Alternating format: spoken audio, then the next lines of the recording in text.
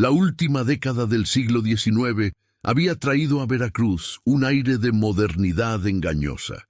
El puerto bullía con vapores que llegaban de Europa, con comerciantes que hablaban de progreso y civilización, mientras en el interior del estado las haciendas operaban como feudos medievales, donde la palabra del patrón era ley absoluta, y los trabajadores vivían en condiciones que poco habían cambiado desde los tiempos coloniales. La hacienda San Jerónimo, propiedad de don Evaristo Mendoza y Villarreal, destacaba entre las más prósperas de la región. Sus campos de caña se extendían hasta donde alcanzaba la vista, sus alambiques producían aguardiente de calidad exportable, y su capilla recién restaurada ostentaba vitrales traídos desde Barcelona. Pero detrás de esa fachada de prosperidad y respetabilidad, entre los muros de piedra de un edificio apartado que los trabajadores llamaban el laboratorio, se gestaba un horror que desafiaría toda noción de humanidad y cordura. A sus 26 años, representaba la nueva generación de profesionales mexicanos que el gobierno porfirista quería exhibir al mundo como prueba de que México era una nación moderna, no la tierra salvaje que los extranjeros imaginaban. Su nombramiento como inspector sanitario del distrito de Córdoba era su primera posición oficial, y estaba determinado a cumplir sus deberes con la misma meticulosidad con que había estudiado anatomía y bacteriología. La exuberancia tropical de la costa, con sus palmeras y mangles, daba paso gradualmente a campos cultivados donde trabajadores morenos, con sombreros de palma y machetes al cinto, cortaban caña bajo un sol implacable. Las haciendas se sucedían una tras otra, cada una marcando su territorio con portones de hierro forjado y capillas blanqueadas que brillaban entre el verde intenso de la vegetación. Sebastián observaba todo con la curiosidad del científico y la compasión del joven idealista, tomando notas mentales sobre las condiciones sanitarias que ya podía vislumbrar. Los trabajadores descalzos caminando por campos encharcados, propensos al paludismo, los jacales sin ventilación adecuada, perfectos incubadores de tuberculosis, los niños desnutridos que miraban pasar la diligencia con ojos demasiado grandes para sus rostros demacrados. Zamora era un hombre de 60 años, curtido por décadas de lidiar con epidemias de cólera, fiebre amarilla y tifus en una región donde la medicina moderna peleaba una batalla perdida contra la pobreza, la ignorancia y la indiferencia de las autoridades locales. Este distrito tiene 43 haciendas, 200 ranchos menores y aproximadamente 80.000 almas que viven en condiciones que escandalizarían a cualquier funcionario de salud pública europeo. Pero aquí no estamos en Europa, estamos en Veracruz, donde un hacendado poderoso tiene más autoridad que cualquier inspector con título universitario. Los hacendados tienen conexiones políticas que nosotros no podemos imaginar. Don Evaristo Mendoza, por ejemplo, es amigo personal del gobernador, financia campañas políticas. Sus hijos estudiaron en París. ¿Cree usted que va a permitir que un inspector recién salido de la universidad le diga cómo manejar su propiedad? La familia Mendoza representaba la aristocracia terrateniente veracruzana en su máxima expresión. Riqueza acumulada durante generaciones, educación europea, mecenazgo cultural y un poder político que se extendía desde los ayuntamientos municipales hasta el gabinete presidencial. Don Evaristo era conocido además por sus intereses científicos. Había financiado expediciones botánicas, mantenía correspondencia con naturalistas europeos y había construido en su hacienda un edificio dedicado a lo que él llamaba estudios agronómicos avanzados. Los periódicos de la capital ocasionalmente publicaban artículos elogiosos sobre este hacendado ilustrado, que aplicaba métodos científicos modernos a la agricultura tropical. Preguntó Sebastián, su curiosidad científica despertada. Zamora lo miró largamente antes de responder, como sopesando cuánto debía revelar a este joven idealista. Oficialmente, estudios sobre mejoramiento de variedades de caña, resistencia a plagas, optimización del rendimiento por hectárea. Pero hay rumores, doctor Raga, rumores que he escuchado durante años de boca de trabajadores que vienen al dispensario, de parteras indígenas, de arrieros que pasan por San Jerónimo.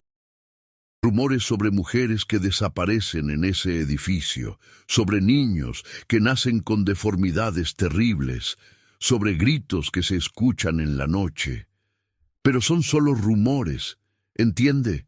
Nunca he podido confirmar nada y, francamente, nunca he querido investigar demasiado.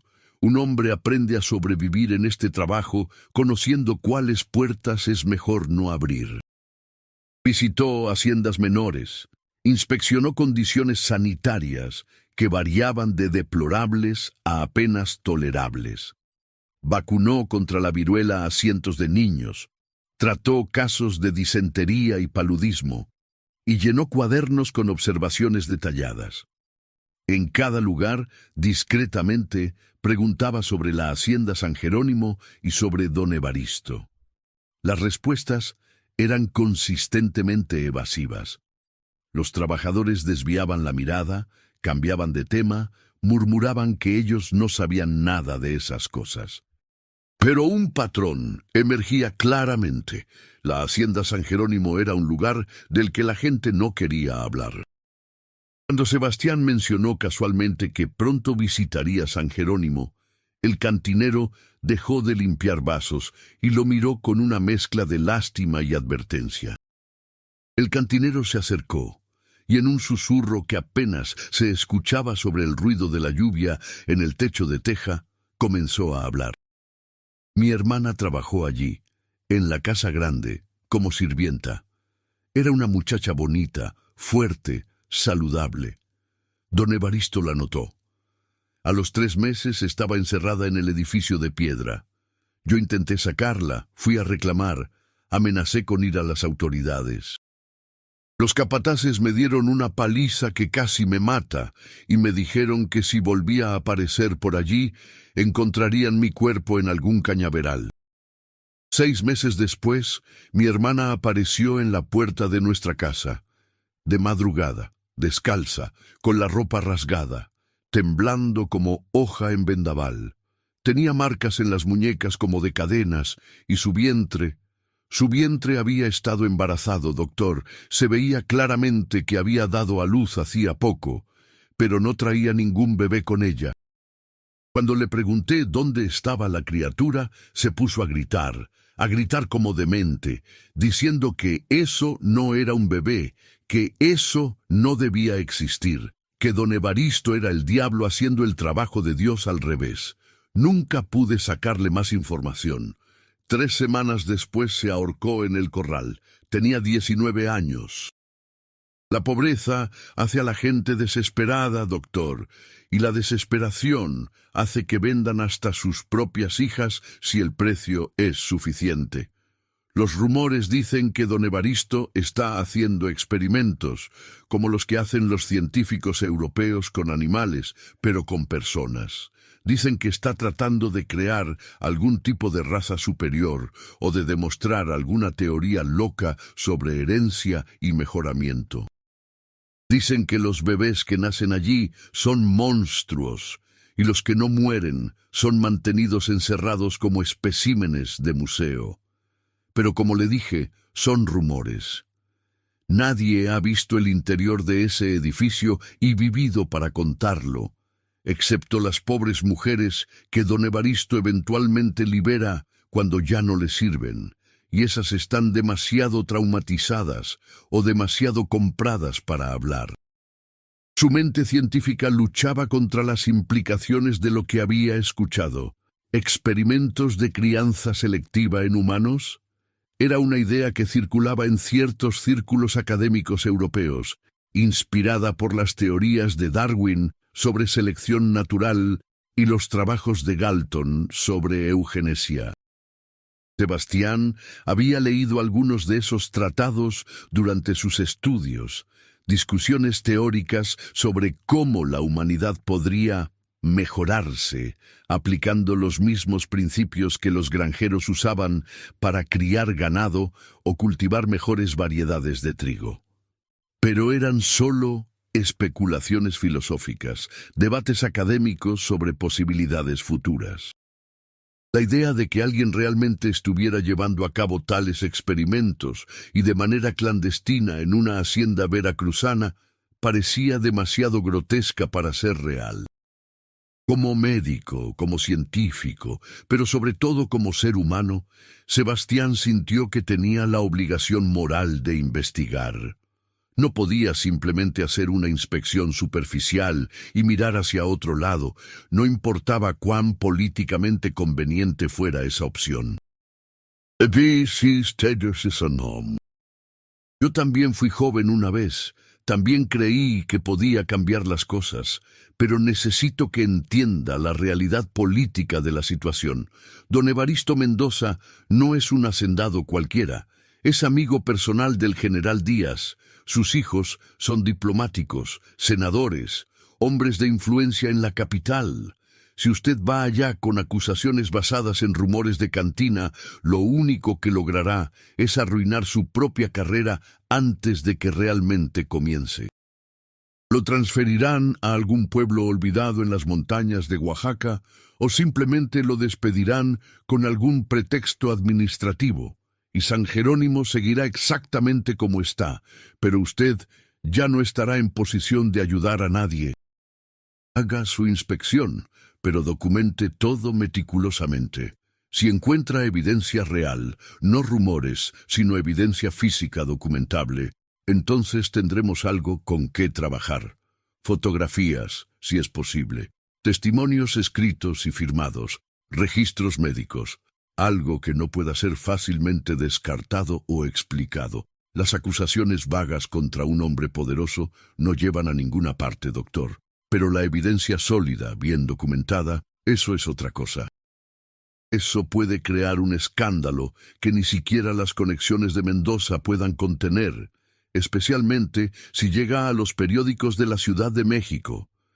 Los periodistas de oposición estarían encantados de tener una historia que avergüence al régimen porfirista.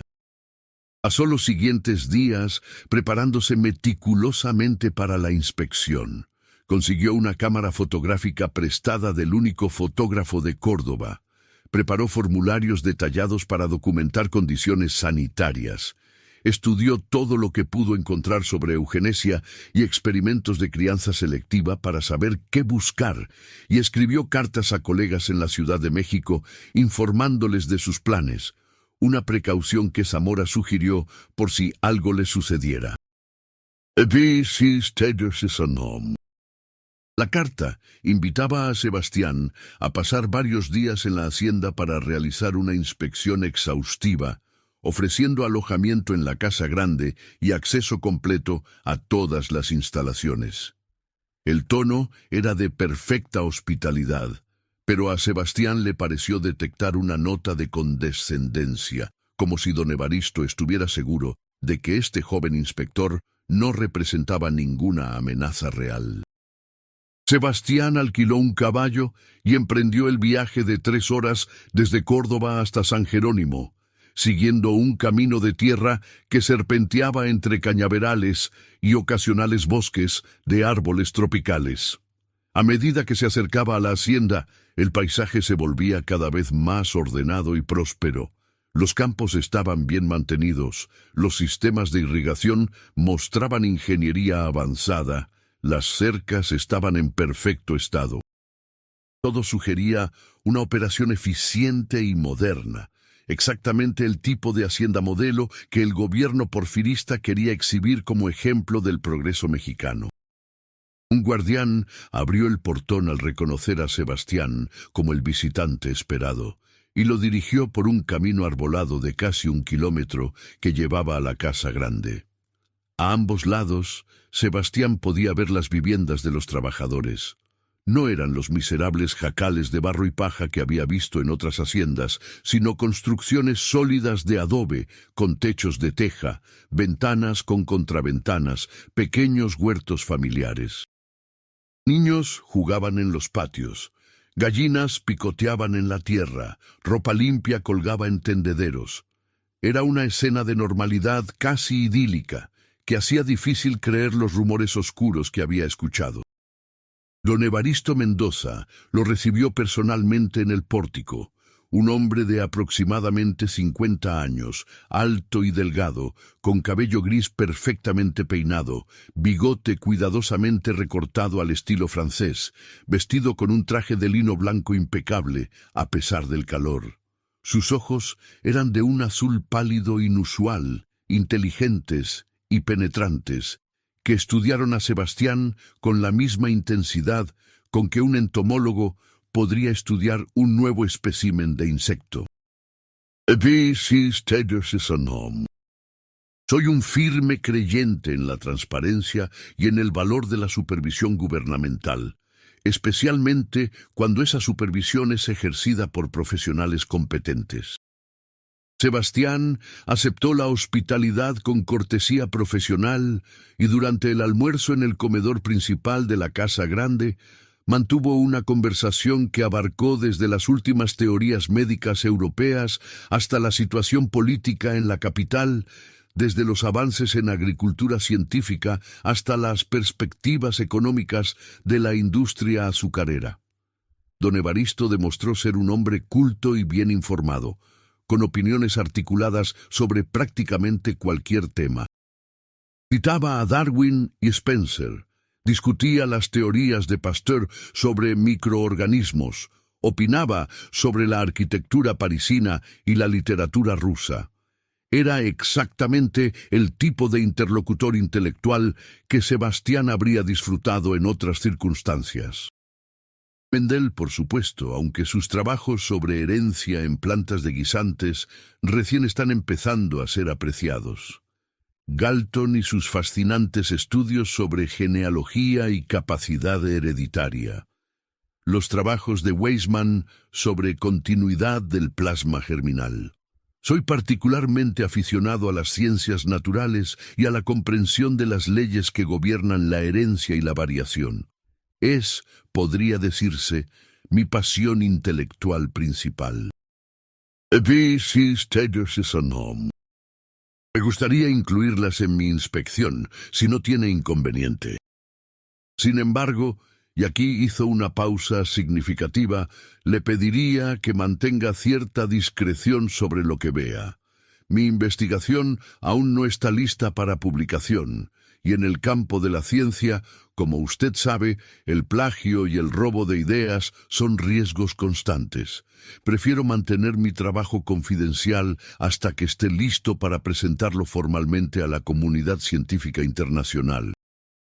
Visitaron los alambiques donde se destilaba aguardiente de caña, los establos con caballos de cría importados de España, los talleres donde herreros y carpinteros mantenían la maquinaria agrícola, la escuela donde un maestro pagado por don Evaristo enseñaba a leer y escribir a los hijos de los trabajadores. Todo estaba impecablemente organizado y mantenido. Sebastián tomaba notas, hacía preguntas sobre condiciones sanitarias, examinaba la calidad del agua en los pozos, inspeccionaba las letrinas. En todos los aspectos, San Jerónimo superaba con creces los estándares de higiene que había visto en otras haciendas.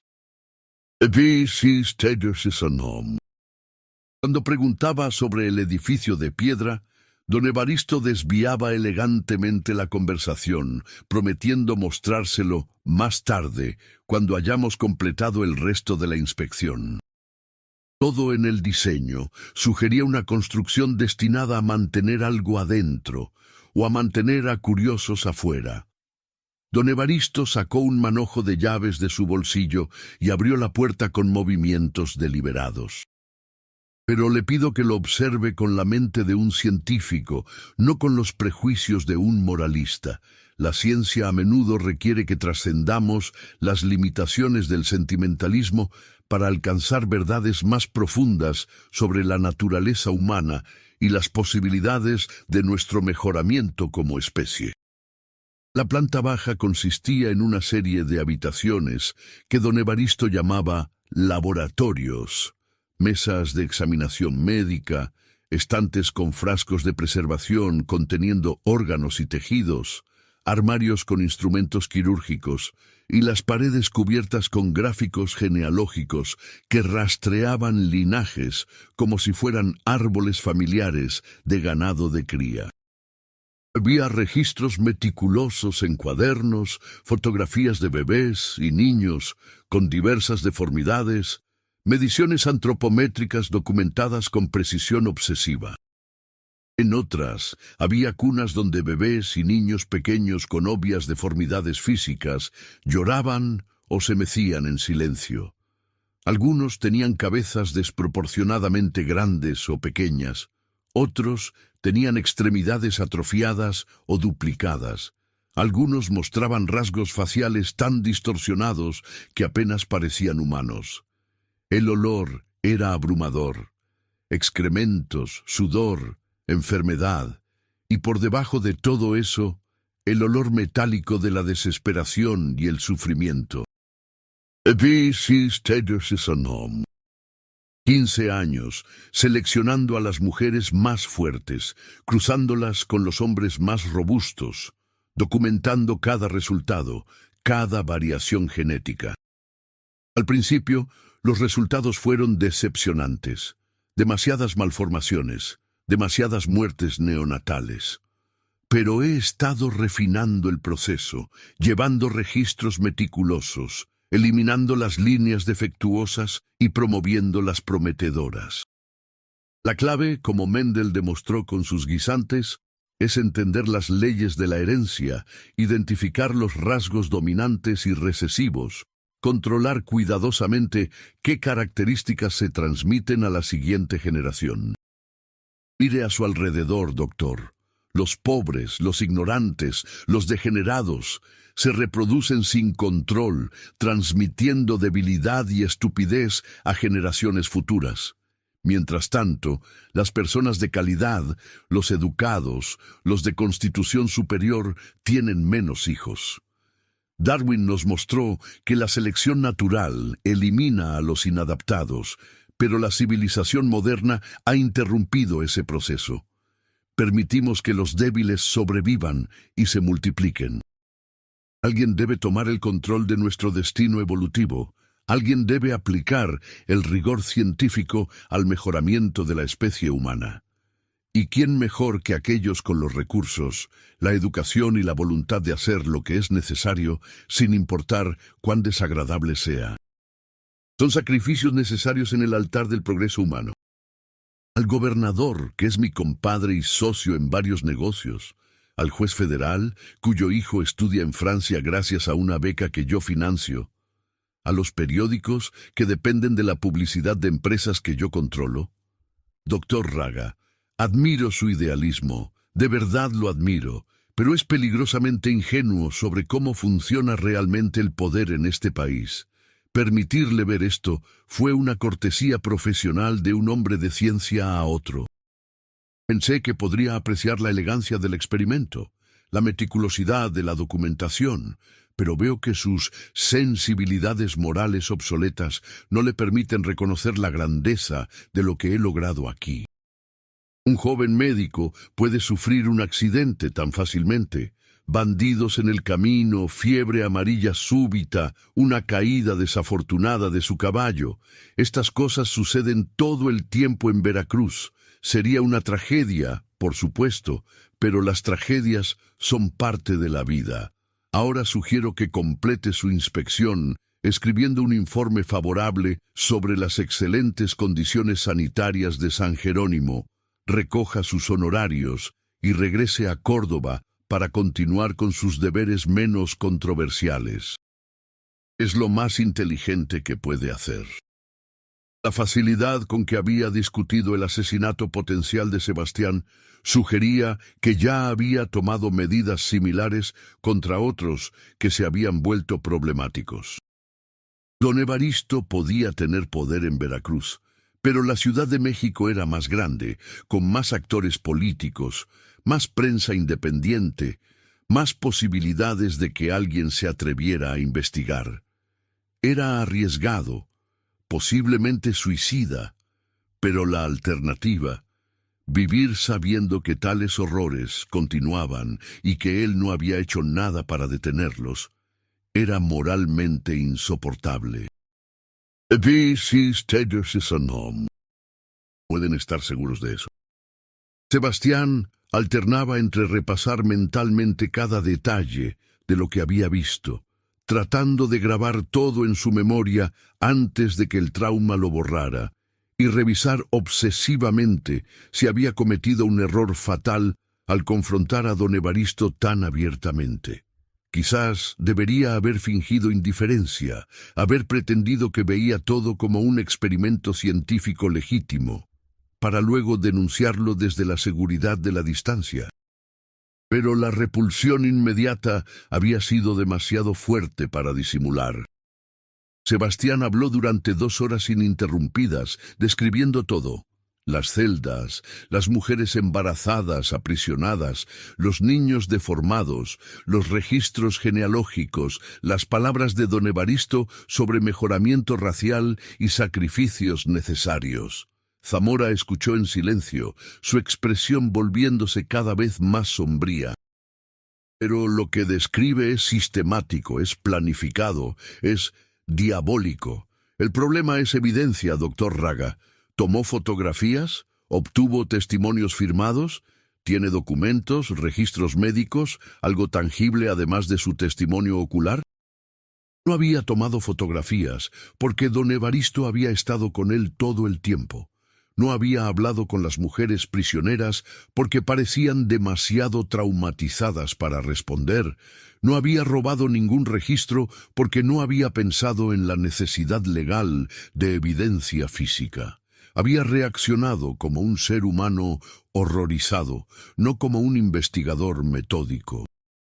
Soy un profesional con credenciales, no un campesino supersticioso con rumores. Necesitamos evidencia irrefutable. Encontró a la hermana del cantinero, la mujer que se había suicidado después de escapar, y habló con el médico local que había certificado su muerte, quien recordaba las cicatrices en sus muñecas y su estado mental destrozado.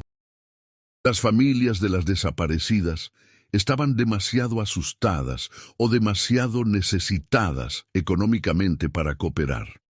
El médico local se negó a firmar una declaración formal, diciendo que no recordaba los detalles específicos del caso de suicidio. Era como luchar contra una red invisible de influencia y miedo que don Evaristo había tejido cuidadosamente durante años. Primero, sutiles, un hombre extraño merodeando cerca de su habitación, cartas sin firma advirtiendo que ciertos temas era mejor no investigar, rumores susurrados de que el joven doctor Raga estaba obsesionado con fantasías mórbidas y posiblemente mentalmente inestable. Después, más directas, su caballo apareció muerto una mañana, envenenado con estricnina. Alguien intentó robar sus notas de investigación de su habitación. El doctor Zamora le confesó que había recibido una visita de un caballero bien vestido, que sugirió muy cortésmente que sería mejor para todos si Sebastián fuera transferido a otra jurisdicción. Necesitaba un golpe decisivo, algo que expusiera el horror de San Jerónimo de manera tan pública y escandalosa que ni siquiera el poder de Mendoza pudiera contenerlo. Había huido hacía un mes, llevándose consigo algo que ahora quería entregarle a Sebastián. Uno de los cuadernos de registro de don Evaristo, robado en un momento de descuido. Contenía registros detallados de cada cruce experimental que don Evaristo había realizado durante 5 años. Nombres de las mujeres, muchas identificadas solo por número, nombres o descripciones de los hombres usados como reproductores, fechas de embarazos, resultados de nacimientos, descripciones de deformidades, decisiones sobre qué niños preservar para estudio posterior y cuáles eliminar como especímenes defectuosos. La frialdad clínica del lenguaje hacía el contenido aún más horroroso. Aquí estaba la prueba, en la propia caligrafía de don Evaristo, de 15 años de experimentación eugenésica en seres humanos. He escuchado demasiados gritos de mujeres que no querían estar allí, que rogaban por misericordia que nunca llegaba. Trabajé para don Evaristo porque necesitaba el dinero y porque me amenazó con hacer daño a mi familia si me negaba. Pero ya no puedo vivir con esto en mi conciencia. Si muero por hablar, al menos moriré sabiendo que intenté hacer lo correcto. Hizo copias meticulosas, escondiendo los duplicados en diferentes lugares seguros. Luego escribió un informe exhaustivo, citando cada entrada del cuaderno, documentando todos los testimonios que había recopilado, detallando exactamente lo que había visto en su visita a San Jerónimo. Envió copias no solo a las autoridades sanitarias y judiciales, sino también a periódicos de oposición en la Ciudad de México, a la embajada estadounidense, sabiendo que los escándalos internacionales eran más difíciles de suprimir, y a colegas médicos en universidades europeas. Era como si hubiera arrojado su evidencia a un pozo sin fondo donde simplemente desapareció. La desesperación comenzó a instalarse. ¿Era el poder de don Evaristo tan omnipresente que podía suprimir incluso evidencia documentada de crímenes contra la humanidad? El cuarto, un niño con hidrocefalia severa, estaba siendo mantenido vivo en una de las celdas, su cabeza grotescamente hinchada, constantemente gritando de dolor. Don Evaristo lo mantenía vivo para documentar la progresión del síndrome, tomando medidas semanales del cráneo, ignorando los ruegos de María de que tuviera misericordia y dejara morir al niño.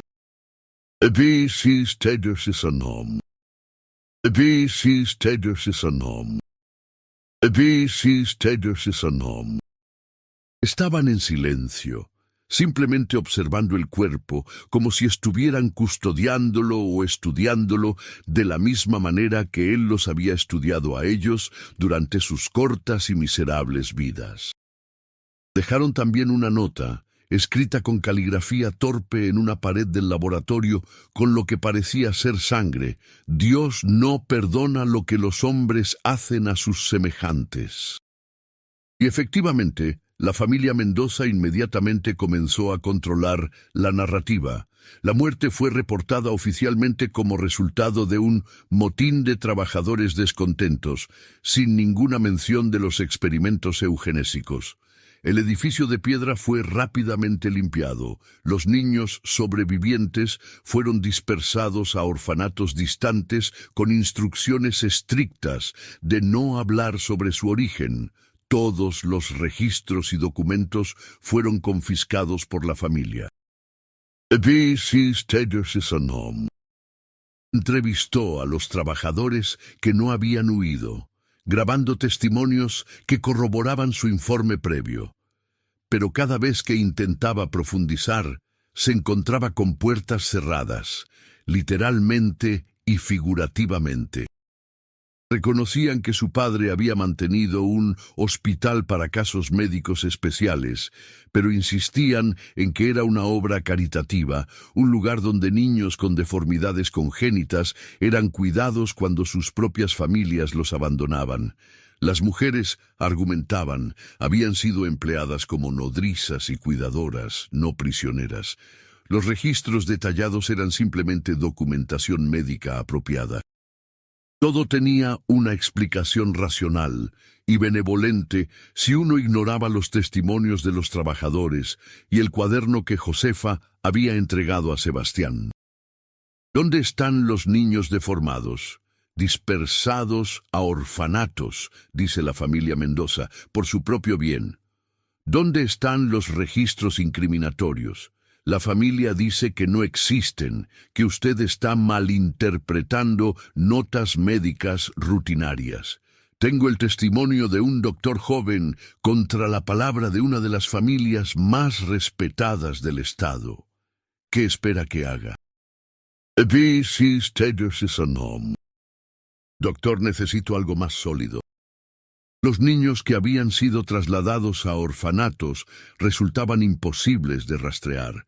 La familia Mendoza tenía suficiente influencia para asegurarse de que los registros fueran confusos, incompletos o simplemente inexistentes. Las sombras del progreso porfirista, denuncias de abusos en San Jerónimo, proclamó otro. Los artículos causaron un pequeño escándalo durante aproximadamente una semana, con cartas al editor y debates en círculos intelectuales sobre la ética de la experimentación científica y los límites del poder hacendado. Periódicos progubernamentales publicaron artículos defendiendo la reputación de don Evaristo como pionero científico difamado por acusaciones infundadas de un médico inmaduro en busca de notoriedad. Testimonios comprados de trabajadores de San Jerónimo describían a don Evaristo como un patrón benevolente que había dedicado recursos considerables a cuidar de los desafortunados afligidos por deformidades congénitas. Expertos médicos, cuidadosamente seleccionados y generosamente compensados, escribieron opiniones sobre cómo los registros cuestionados eran simplemente documentación clínica estándar malinterpretada por alguien sin la experiencia para entenderla apropiadamente. Las acusaciones del Dr. Raga eran las fantasías de un joven idealista que había confundido ciencia legítima con experimentación antiética. El caso fue cerrado oficialmente en febrero de 1892, con la conclusión de que, si bien don Evaristo había muerto en circunstancias violentas, no había evidencia suficiente de actividad criminal por su parte. Los fugitivos que lo habían matado nunca fueron encontrados. El doctor Zamora, quien había apoyado discretamente a Sebastián durante todo el proceso, le aconsejó aceptar la transferencia. Durante los últimos meses, había visto algo que cambiaría su comprensión del horror para siempre. No era solo la crueldad de don Evaristo, por monstruosa que fuera. Era el sistema completo que había permitido que esa crueldad continuara durante 15 años sin interrupción. Los trabajadores que sabían, pero estaban demasiado asustados para hablar. Los capataces que participaban a cambio de salarios. El sacerdote que bendecía la capilla de la hacienda mientras ignoraba los gritos del edificio de piedra. El juez que aceptaba donaciones. El gobernador que protegía a su amigo, los periódicos que publicaban elogios comprados, los médicos que vendían sus opiniones, todo un ecosistema de complicidad, miedo y codicia que hacía posible lo imposible. Escribió un artículo extenso, casi un libro corto, documentando todo lo que había descubierto sobre San Jerónimo. No solo los hechos de los experimentos de don Evaristo, sino el análisis completo del sistema social y político que los había permitido. Tituló el manuscrito El patrón de la hacienda, un estudio del horror sistemático en el México porfirista. En cambio, se lo envió a contactos en los Estados Unidos y Europa, periódicos sensacionalistas que adoraban escándalos mexicanos, revistas médicas que podrían estar interesadas en las cuestiones éticas, académicos que estudiaban eugenesia y podrían estar horrorizados por su aplicación práctica. No esperaba que su exposición cambiara nada en México, donde el poder de los Mendoza seguía siendo absoluto, pero quizás podía crear suficiente vergüenza internacional para que al menos otros hacendados pensaran 2 veces antes de intentar experimentos similares. Habían escapado en plena noche, llevando consigo a 5 de los niños menos gravemente deformados, más ropa robada de la casa grande y suficiente comida saqueada para algunos días. Su plan, en la medida en que tenían uno, era llegar a las montañas, encontrar alguna comunidad indígena remota que los acogiera y desaparecer donde los Mendoza no pudieran alcanzarlos. 2 de los niños murieron durante la primera semana, sus cuerpos débiles, incapaces de soportar las condiciones duras del viaje. Los enterraron en lugares sin marca, murmurando oraciones que apenas recordaban de sus días previos al cautiverio. El grupo se dispersó gradualmente. Algunos decidieron que era más seguro viajar solos. Otros se quedaron en pueblos que encontraban en el camino, asumiendo identidades falsas, tratando de fundirse en el anonimato de la pobreza rural mexicana. Cada noche revivía los 5 años en San Jerónimo. Las violaciones sistemáticas, los embarazos forzados, los partos donde don Evaristo observaba con interés científico en lugar de compasión humana, los momentos donde tenía que ver a sus bebés deformados siendo medidos y fotografiados como especímenes de museo. Y peor que todo, el momento donde don Evaristo había decidido que 3 de sus hijos eran defectuosos sin valor investigativo y simplemente había dejado de alimentarlos, documentando meticulosamente su deterioro y muerte por inanición. Lo llamaba Miguel, aunque ese no era el nombre que don Evaristo le había dado. Don Evaristo numeraba a los niños, no los nombraba. Lo cuidaba con ferocidad maternal, protegiéndolo de las miradas curiosas de los aldeanos, alimentándolo aunque ella misma pasara hambre, cantándole canciones que inventaba porque las de su propia infancia habían sido borradas por el trauma. Iba vestido como comerciante, pero los aldeanos reconocieron a un cazador de recompensas cuando lo veían. Alguien del pueblo, nunca se supo quién, le advirtió a María. Esa noche, envolvió a Miguel en su rebozo y huyó nuevamente, más profundo en las montañas, hacia territorio donde ni siquiera los cazadores de recompensas se aventuraban. Otros fueron trasladados a orfanatos de la iglesia, donde las monjas, horrorizadas por su apariencia pero dedicadas a su deber cristiano, los cuidaron lo mejor que pudieron. Los niños, de edades entre 4 y 7 años, mostraban deformidades severas. Uno tenía microcefalia con capacidades mentales limitadas, otro tenía enanismo acondroplásico con extremidades grotescamente cortas. El tercero tenía una fusión parcial de gemelos que había dejado protuberancias de tejido en su torso que podrían haber sido los restos de un hermano gemelo absorbido. Era como si el trauma de sus primeros años hubiera extinguido algo esencial de su humanidad. Eran victorias minúsculas, pero sugerían que quizás, con suficiente amor y tiempo, estos niños rotos podrían recuperar algo de normalidad. Incluso los benefactores del orfanato, cuando visitaban, pedían no ser llevados a la habitación donde estos niños especiales estaban alojados. Pero también veo la capacidad humana para la resiliencia, porque a pesar de todo lo que les hicieron, siguen siendo niños que pueden aprender a confiar, a jugar, quizás incluso a ser felices. Mi deber es darles la infancia que les fue robada, aunque sea tardíamente e imperfectamente. Apareció bajo el titular Los horrores de la ciencia mexicana, experimentos eugenésicos revelados en Hacienda de Esclavos. El artículo causó un pequeño escándalo en círculos reformistas estadounidenses. Fue discutido en algunas reuniones académicas europeas y generó cartas indignadas al gobierno mexicano de organizaciones humanitarias internacionales. Médicos mexicanos prominentes publicaron cartas abiertas defendiendo la reputación póstuma de don Evaristo como científico respetado, difamado por la ignorancia y el sensacionalismo.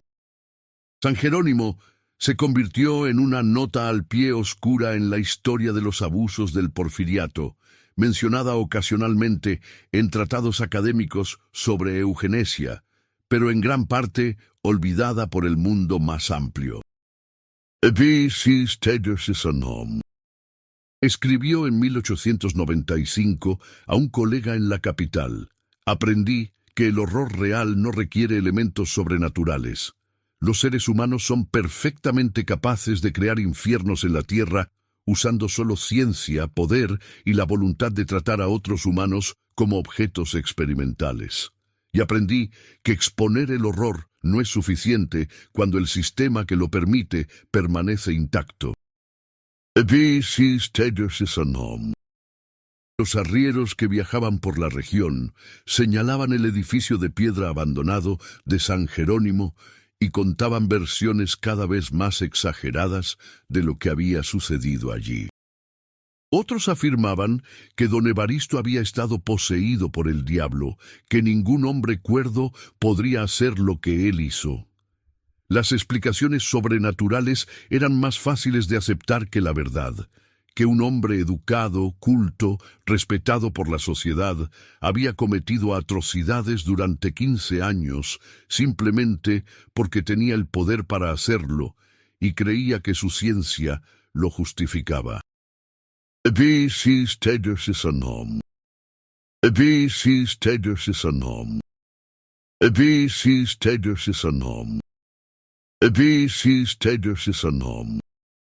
Hablaron durante horas esa noche, comparando sus experiencias de los años posteriores a 1891, compartiendo la peculiar solidaridad de personas que habían visto el mismo horror desde diferentes ángulos.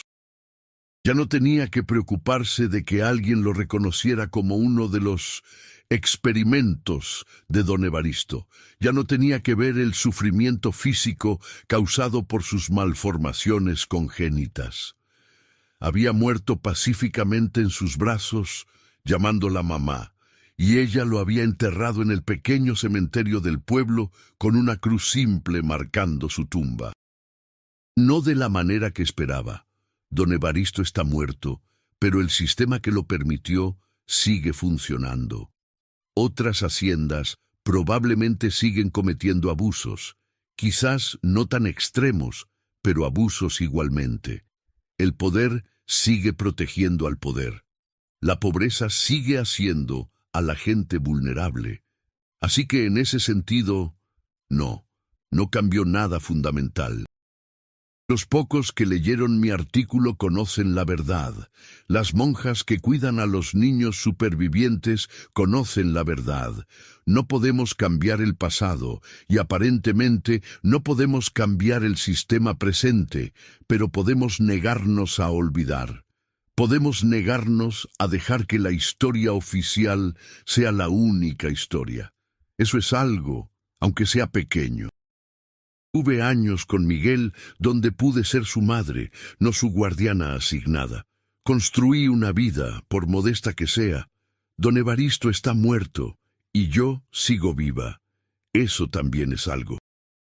El horror no había sido total, no había aniquilado completamente a sus víctimas.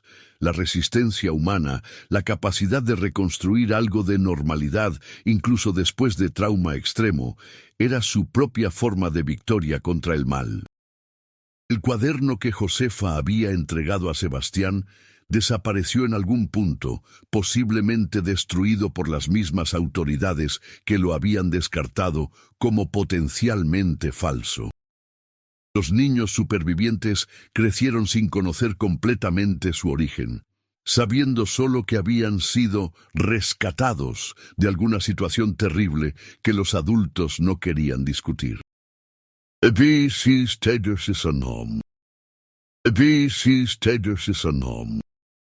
Solo ocasionalmente, En estudios académicos especializados sobre la historia de la eugenesia o en discusiones sobre ética médica, se mencionaba el caso de San Jerónimo como un ejemplo extremo de lo que puede suceder cuando la ciencia se divorcia completamente de la compasión humana.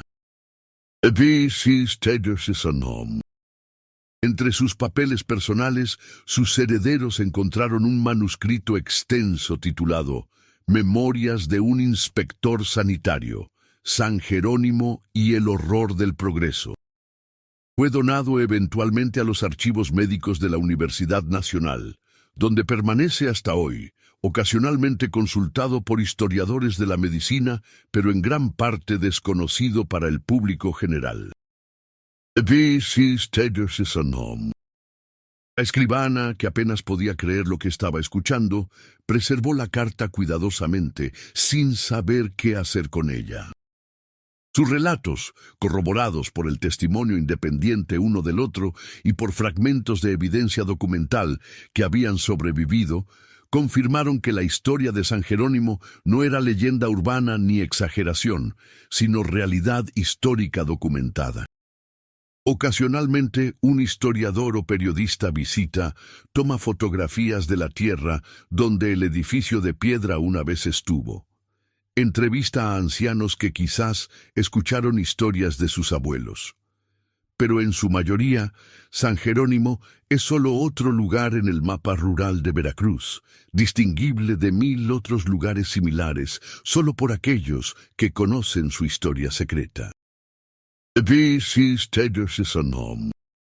Y que la mayoría de las víctimas del horror nunca reciben justicia, solo la pequeña dignidad de sobrevivir y de negarse a permitir que su verdad sea completamente borrada de la historia.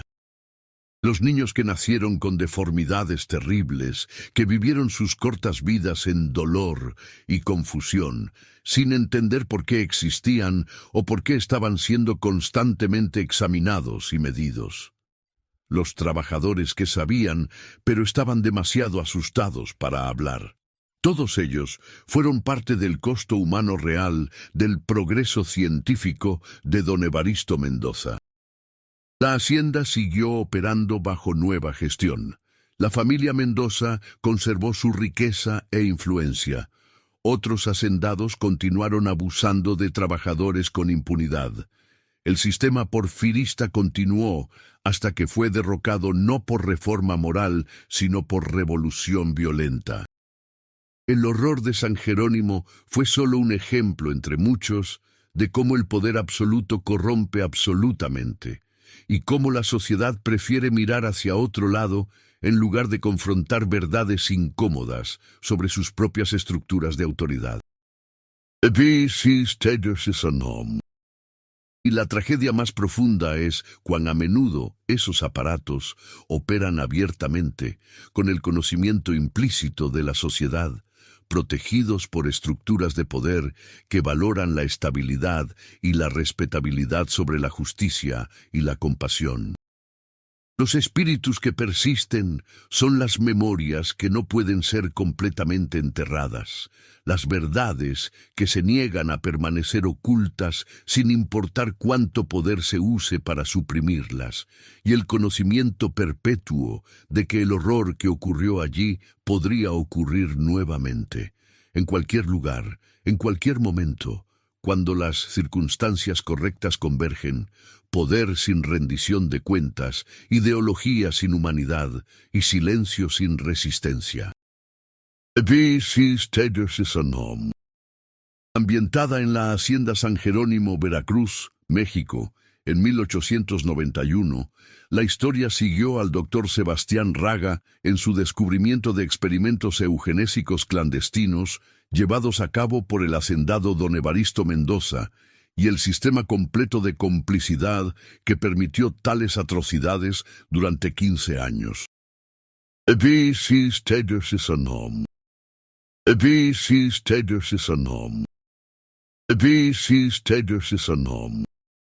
Era un documento histórico explosivo que nunca había visto la luz pública.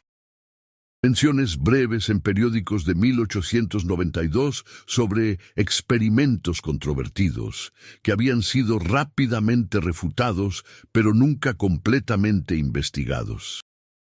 Elena leyó sobre los 5 años de cautiverio de María, sobre los embarazos forzados, sobre los niños que nacieron solo para ser estudiados como especímenes, sobre la huida desesperada y las décadas de trauma posterior. Las lágrimas corrían por su rostro mientras leía. Pero cuando comenzó a contactar descendientes de la familia Mendoza para solicitar acceso a archivos privados o comentarios, se encontró con puertas cerradas. Algunos simplemente ignoraron sus cartas. Otros respondieron con amenazas legales por difamación de ancestros respetados. Uno le advirtió explícitamente que ciertas historias es mejor dejarlas en el pasado donde pertenecen.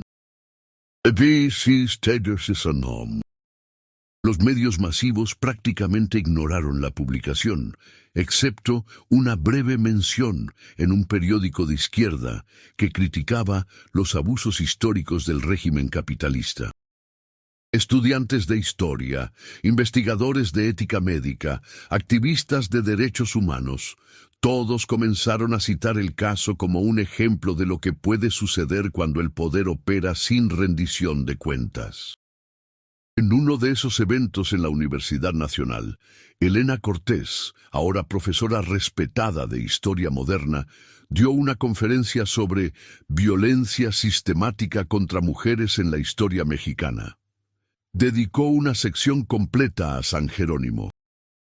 Fue el resultado lógico de un sistema que trataba a ciertos grupos humanos como objetos, las mujeres como reproductoras, los pobres como propiedad, los indígenas como inferiores. Don Evaristo Mendoza simplemente llevó esa lógica deshumanizante a su conclusión extrema, aplicándole un barniz de ciencia para hacerla respetable. Porque el sistema estaba diseñado para proteger a los poderosos, respondió Elena.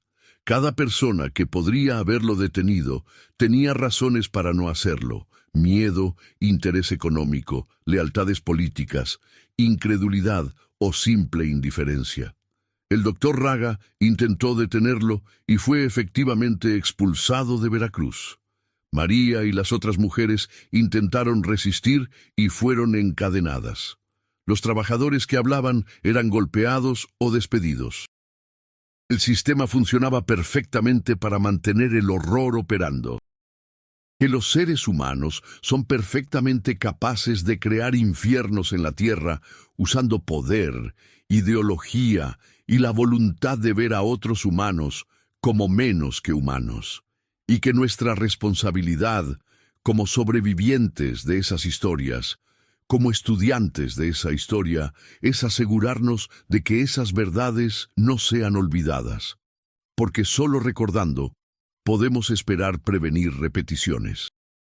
Tenía más de 80 años, camina con bastón, pero sus ojos eran claros y penetrantes.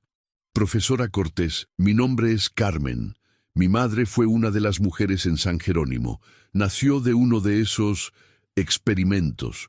Nunca conoció a su madre. Fue criada en un orfanato en Puebla. Le dijeron que sus padres habían muerto en un accidente. Solo descubrió la verdad cuando era adulta, cuando encontró documentos que rastreaban su origen a San Jerónimo. La verdad la destrozó. Pasó el resto de su vida luchando con el conocimiento de que había sido concebida como un experimento, no como un ser humano querido. Pero al menos, gracias a su trabajo, su historia está registrada. Existió, su sufrimiento significó algo.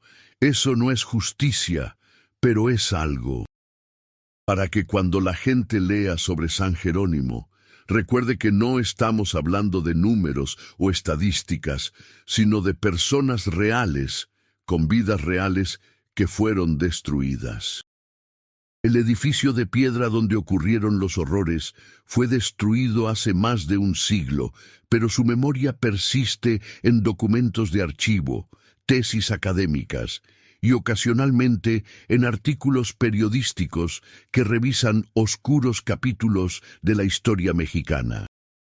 Algunos conocen su origen, otros nunca descubrirán la verdad sobre por qué sus abuelos o bisabuelos nacieron con ciertas características o por qué sus familias nunca hablaban del pasado.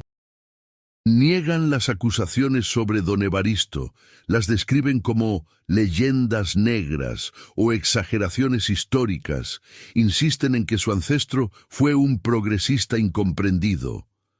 Algunos historiadores revisionistas, posiblemente pagados o influenciados, siguen publicando artículos que cuestionan la veracidad de los testimonios de Sebastián Raga y María.